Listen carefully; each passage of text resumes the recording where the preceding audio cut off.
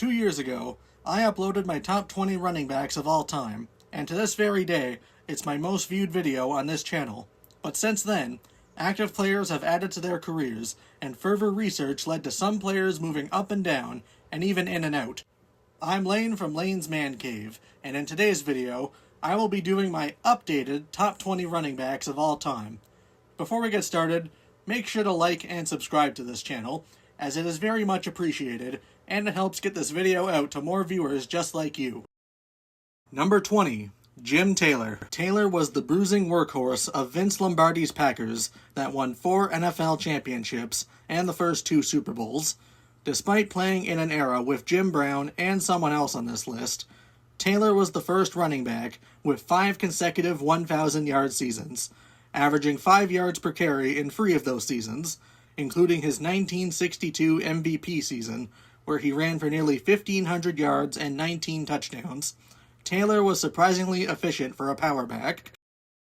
Number 19. Saquon Barkley. Saquon started his NFL career with a bang, piling up 2,000 scrimmage yards and 15 total touchdowns on 5 yards per carry. At that point, he was already the centerpiece of the Giants' offense. The rest of his career in New York featured injury-riddled seasons and running behind incompetent offensive lines. But once he joined the Eagles, everything changed. He joined the exclusive 2,000 rushing yards club on nearly 6 yards per carry and helped the Eagles win Super Bowl 59. He didn't perform that great in the Super Bowl, but the Eagles most likely don't get there without him. Saquon will almost certainly finish higher on this list.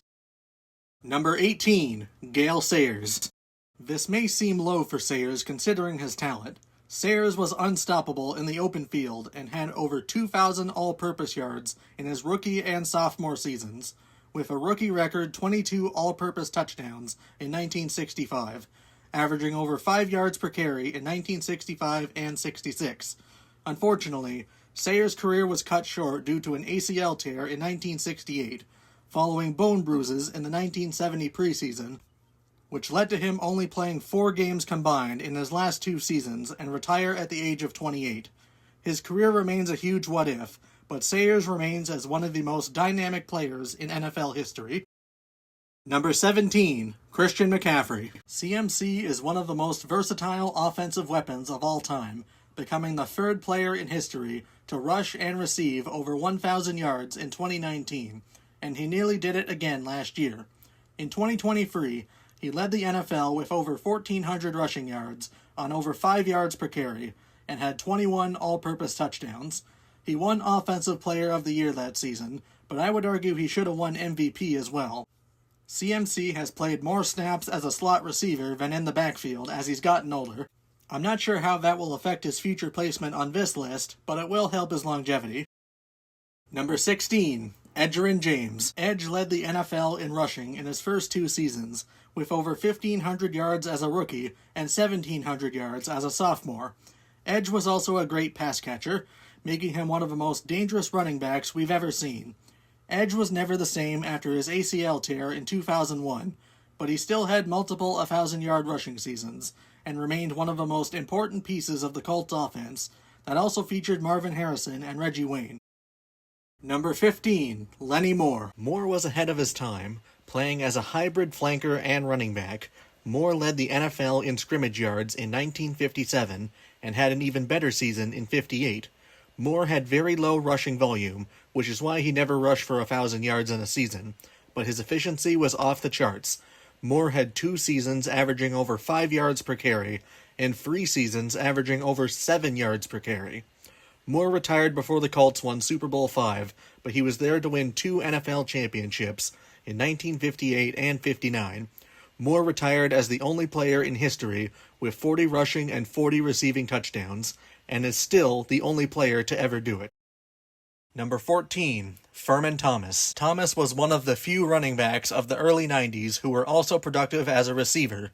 Thomas led the NFL in scrimmage yards in 4 consecutive seasons, from 1989 to 1992, had 8 1,000-yard seasons, and was the Bills' best offensive player during their 4 Super Bowl appearances.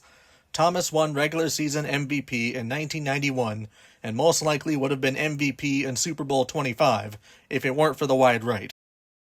Number 13, Marion Motley. Motley entered the NFL at 26 years old, but carved out a Hall of Fame career in 9 seasons and was one of the faces of the Browns dynasty that won all 4 AAFC championships and the 1950 NFL championship while Motley was there. Earlier, I said Jim Taylor was efficient for a power back, but nobody combines power and efficiency better than Motley. Motley's career yards per carry is 5.7, the highest of all time, and he only averaged below 4.5 yards per carry twice, and averaged over 8 yards per carry in his 1946 rookie season. Number 12, Earl Campbell. Campbell became the most punishing runner in football out of the gate, leading the NFL in rushing yards in his first 3 seasons, and in rushing touchdowns in 2 of those seasons. During that time, he was arguably the most dominant player in football. Unfortunately, Campbell's violent style of running caused him to absorb a lot of contact and ultimately cut his prime short. Number 11, Terrell Davis. Davis's career was very short, but he may have had the greatest 3-year stretch out of any running back in history. He ran for over 1,500 yards in 1996, over 1,700 yards in 97, and in his 1998 MVP season, he joined the 2,000-yard club and rushed for 21 touchdowns on over 5 yards per carry. Statistically, Davis is the best playoff running back of all time. He was named MVP in Super Bowl 32 after rushing for over 150 yards and 3 touchdowns. Davis was the engine of the Broncos offense during John Elway's twilight years. Number 10, Eric Dickerson. Like Campbell, Dickerson wasted no time building a Hall of Fame career. He reached 1,000 yards in each of his first 7 seasons, leading the NFL in rushing in 4 of them, including when he broke the rookie rushing yards record in 1983 with over 1,800 yards. The following season, he ran for the single-season record with over 2,100 yards on over 5.5 yards per carry, while leading the NFL in rushing touchdowns. He didn't win Offensive Player of the Year that season due to Dan Marino having a historic season of his own. Number 9, Marshall Faulk. Faulk may be the best receiving back of all time. He is one of 3 players to rush and receive 1,000 yards in the same season, and he had over 2,000 scrimmage yards 4 years in a row, from 1998 to 2001. He led the NFL in scoring in 2 of those seasons, had over 5 yards per carry in 3 of those seasons, won MVP in 2000, and caught 5 passes for 90 yards in the Rams' Super Bowl 34 win. Number 8, Emmitt Smith. Smith is the all-time leader in rushing yards and touchdowns, won 3 Super Bowls, an MVP, and a Super Bowl MVP. So why is he so low? Because he's not as efficient as many others on this list. He didn't peak higher than anyone ahead of him, or even some players ranked below him, and he had the benefit of running behind arguably the greatest offensive line in NFL history, but it's hard to argue against Smith's longevity and consistency. He ran for 1,000 yards in 11 different seasons, led the NFL in rushing in 4 seasons, and had 2 seasons with over 20 touchdowns, and ran over 5 yards per carry in his 1993 MVP season.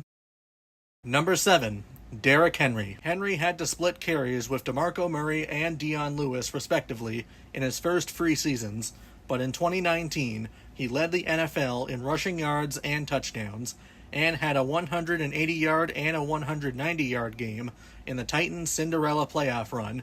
He was even better in 2020 when he joined the 2,000-yard club and was on pace to do it again in 2021, but suffered a foot injury halfway into the season.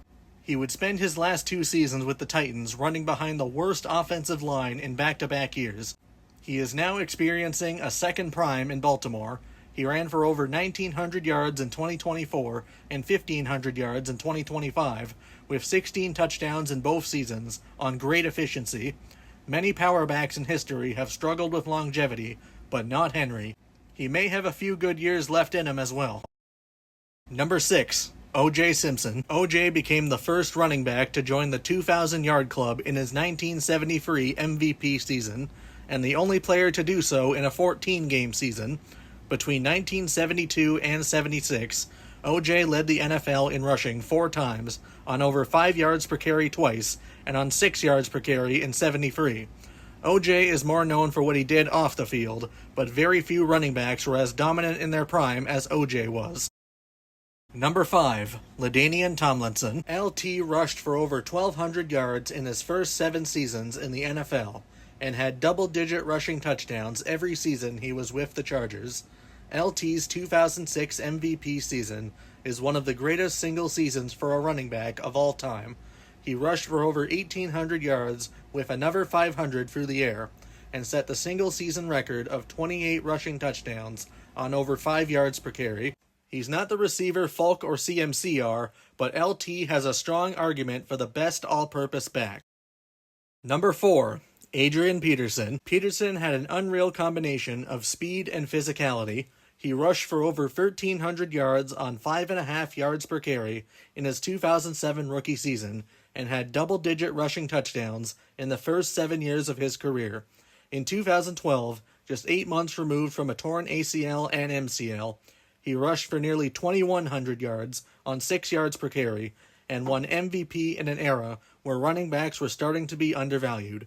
And get this, the Vikings' starting quarterback in 2012 was Christian Ponder, and their leading receiver was Percy Harvin, who didn't even reach 700 yards. Peterson also had great longevity for a running back. Number 3. Walter Payton. Payton was often a one-man show on the Bears' offense, which led opposing defenses to stack the box since there were no receiving threats or consistent quarterback play. But that didn't stop Payton from being impactful. Payton rushed for over 1,200 yards in 10 out of his 13 seasons in the NFL, and over 1,400 yards in 6 of those seasons.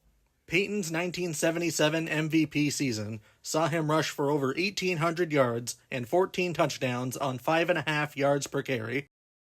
Number 2.